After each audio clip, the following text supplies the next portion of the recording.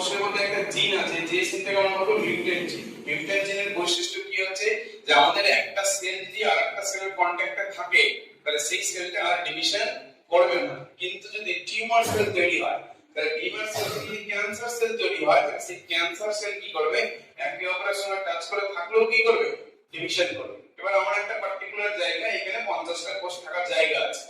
এবার আমার কোষগুলো হচ্ছে নরমাল, তাহলে 50টা কোষ কি করছে, একে অপরকে টাচ করে আছে। যখন কোষগুলো একে অপরকে টাচ করে থাকবে তখন কিন্তু তারা সেল ডিভিশন করবে না। কিন্তু যদি টিউমার সেল হয়, যদি ম্যালিগন্যান্ট ক্যান্সার সেল হয়, তাহলে এটা কি করবে, কন্টিনিউয়াসলি সেল ডিভিশনটা করতে থাকবে। তাহলে এখানে জায়গা হচ্ছে 50টা কোষ থাকা, কিন্তু এখানে যদি 500টা সেল তৈরি হয় তাহলে কি হবে, একটা আউটডোর তৈরি হবে, সেটা ভেতরে হতে পারে বাইরে হতে পারে। এই যে সেলের একটা তলা তৈরি হলো, এটাকে আমরা বলছি টিউমার, এটাকে আমরা বলছি সিস্ট। বুঝতে পারলাম? এই টিউমারটা যদি মেটাস্টেসিসের মাধ্যমে এখান থেকে ছড়িয়ে ব্লাডের মাধ্যমে অন্য কোনো জায়গায় চলে গেল, লিভারে চলে গেল, লাংসে চলে গেল, বোঝা গেল? লাংসে গিয়ে কি সেই লাংসের সেলগুলোকে ড্যামেজ করে, তাহলে লাংস কি কাজ করতে পারবে?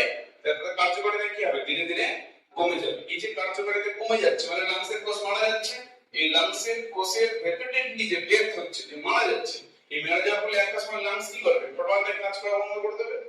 ওই ঘটনাটাকে আমরা বলছি ক্যান্সার। বুঝতে পারলাম? তাহলে মার্কস পড়া ভালো, কিন্তু মার্কসটা কখন পড়ছি, কতক্ষণ পড়ছি, সেটা ডিপেন্ড করতে হবে। বুঝতে পারলাম?